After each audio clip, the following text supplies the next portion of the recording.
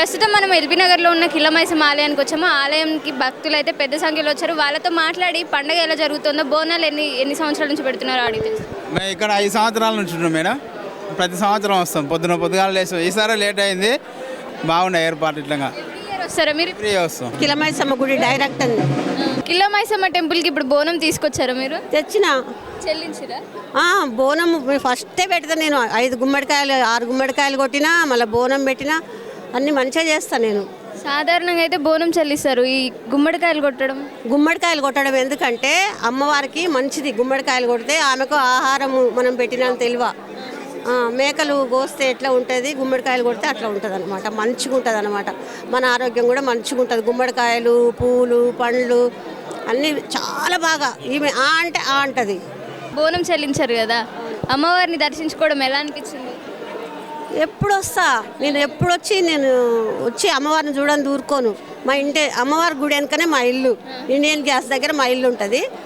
RK Puram division లోపల ఈ గుడి ఫేమస్ అన్నమాట.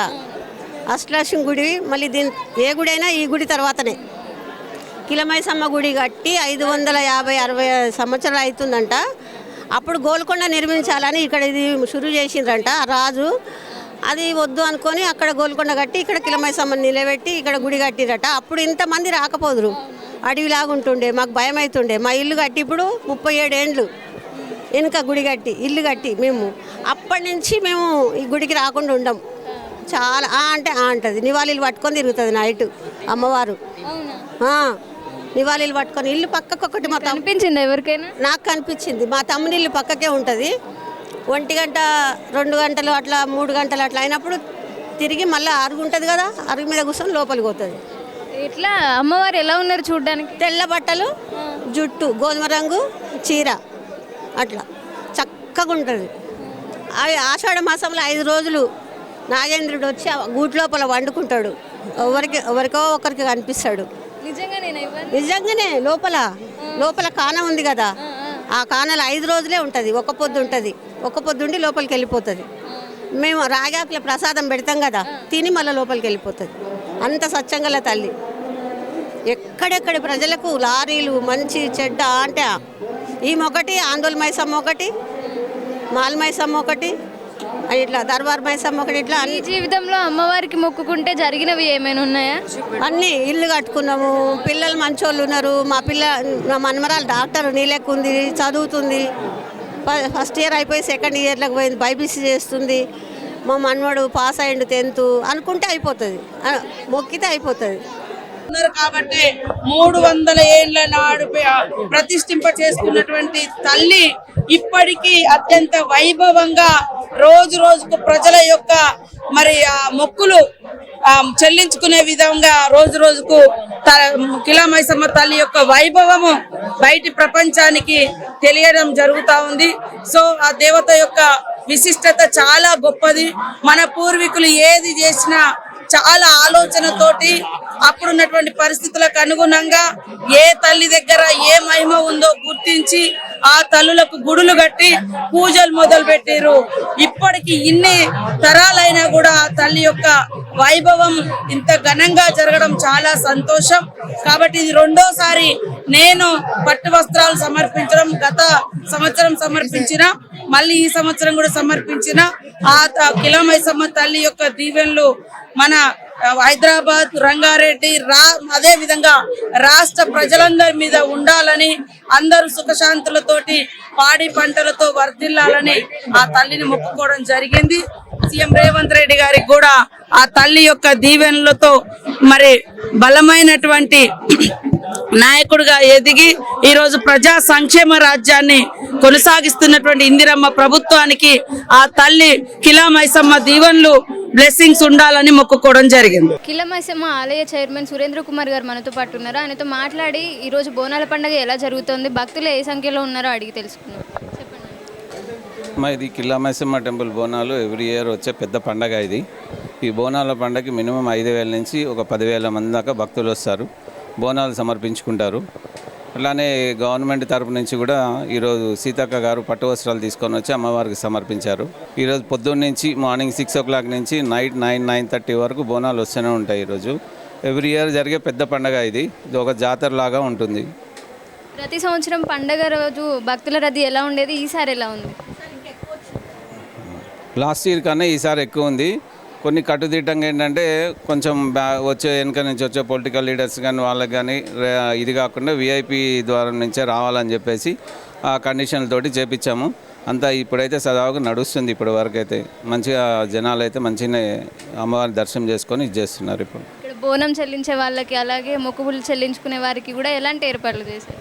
ఇక్కడ ఏర్పాట్లు అంటే అన్నీ ఉన్నాయమ్మా. ఇక్కడ వాటర్ ఫెసిలిటీ ఉన్నాయి, ప్రసాదాలు ఉన్నాయి, తర్వాత వాళ్ళకి అన్ని సౌకర్యాలు, వాళ్ళకి కావాల్సిన సౌకర్యాలు అన్నీ ఉన్నాయి. వాళ్ళకేం లోటు లేకుండా చూసుకుంటున్నాం. ఆల్మోస్ట్ సేవాదాల బ్యాచ్ ఒక 30 మంది దాకా ఉన్నారు, 20 నుంచి 30 మంది దాకా. మా ట్రస్ట్ బోర్డు వాళ్ళు కానీ పక్కన హనుమాన్ టెంపుల్ ట్రస్ట్ బోర్డు వాళ్ళు కానీ ఆల్మోస్ట్ మేము ఒక 15 నుంచి 20 మెంబర్స్ ఉన్నాం. తర్వాత పోలీస్ డిపార్ట్మెంట్ వాళ్ళు ఒక 60 నుంచి 70 మంది వాళ్ళు ఉన్నారు. అందరినీ ఇప్పుడు వరకు అయితే ఏ ఇబ్బందులు లేకుండా భక్తులను చూసుకుంటున్నాం. కొన్ని రోజులు ఆలయాన్ని ఎవరు పట్టించుకోలేదనే వార్తలు వచ్చాయి అప్పట్లో. ఇప్పుడు ఆలయం కొంతైనా అభివృద్ధి జరిగింది. ఇంకా ఏం చేయాలనుకుంటున్నారు టెంపుల్ కోసం? ఆలయానికి ఇప్పుడు కావాల్సిందమ్మా చుట్టూ కాంపౌండ్ వాళ్ళు కావాలి. ఫస్ట్ చుట్టూ కాంపౌండ్ వాళ్ళు, పైన స్లాబ్ కావాలి. దానికి గవర్నమెంట్ తోటి ఆల్రెడీ మాట్లాడుతున్నాము.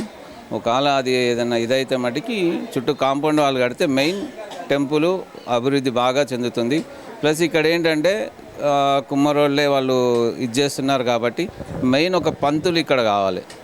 ఒక ఆలయ అర్చకులు ఒకళ్ళు ఉంటే ఇంకా డెవలప్మెంట్ అవుతుంది గుడి. అది ఇంకొకటి అందరూ బాగా కన్సర్న్ చూపిస్తున్న విషయం ఏంటంటే టెంపుల్ వెనుకున్న కోట భాగంలో కొంచెం అసాంఘిక కార్యక్రమాలు జరుగుతున్నాయని, తాగుబోతులు వస్తున్నారని టాక్ ఉంది. దానికి ఏమైనా చర్యలు తీసుకుంటున్నారా మీరు? ఇంకెవరినైనా సహాయం కోరుతున్నారు లోకల్? మేము లోకల్ లీడర్స్ అంటే లోకల్ లీడర్స్ చెప్తున్నాము.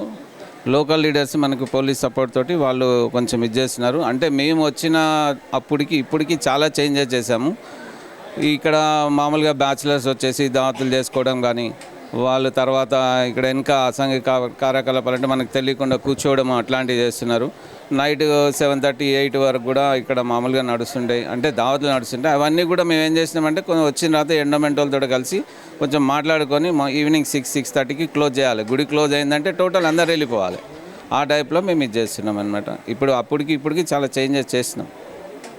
కిలమైసమ్మ ఆలయానికి రావాలనుకునే భక్తులకు ఏం చెప్తారండి? అంటే ఫస్ట్ టైం వచ్చే వాళ్ళకైనా ఎప్పుడు వచ్చే వారికైనా అమ్మవారి దగ్గరకు వచ్చి మొక్కులు తీర్చుకోవాలమ్మా.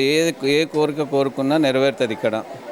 ఆ కోరికలు నెరవేరుతాయి కాబట్టి ప్రతి ఒక్క భక్తుడు కంపల్సరీ వస్తారు ఇక్కడికి. మొక్కుకున్న ప్రతి ఒక్క భక్తుడు అమ్మవారికి వచ్చి మొక్కు తీర్చుకొని వెళ్తారు. ఆలయ ఎండోమెంట్ డిపార్ట్మెంట్ వాళ్ళు మనతో పాటు ఉన్నారు. వాళ్ళు 21 ఇయర్స్ నుంచి కూడా టెంపుల్ని ఎలా అభివృద్ధి చేయాలని దాని గురించే కృషి చేస్తూ ఇప్పటికీ చాలా అభివృద్ధి సాధించారు. ఇంకా టెంపుల్ని ఏం చేయాలనుకుంటున్నారు, ఇంకా ఏ రకంగా అభివృద్ధి చేయాలనుకుంటున్నారో అడిగి తెలుసుకున్నాం. చెప్పండి.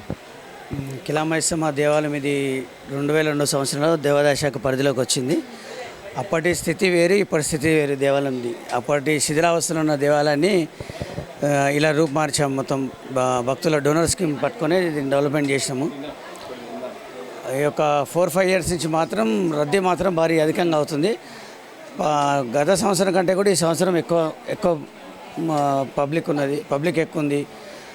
దూరం నుంచి కూడా మెదక్ నుంచి, మహారాష్ట్ర నుంచి, అక్కడి నుంచి కూడా భక్తులు ఉన్నారు. ఇక్కడ వచ్చే సూర్యాపేట నుంచి ఏం కోరుకుంటే అది నెరవేరుతా అనేది ఒకటి గట్టి నమ్మకం ఇక్కడ భక్తులకి. కోరుకుంటారు, ముడుపు కట్టేసి వెళ్తారు. వచ్చి మళ్ళీ కొరిదిన తర్వాత వచ్చి ముడుపు వేసుకుని వెళ్తారు. దీని మొత్తం 1.5 ఎకరం విస్తీర్ణంలో ఉంది దేవాలయం మొత్తం, స్టేట్ మొత్తంలో. ఇది ప్రభుత్వం కూడా దేవాలయంపై దృష్టి పెట్టి ఇంకా డెవలప్మెంట్ చేయాలని మా కోరిక. కిలమైసమ్మ ఆలయం డెవలప్ అవ్వాలని అంత కృషి చేస్తున్నారు. ఎందుకు అంత ఇష్టం మీకు అమ్మవారని?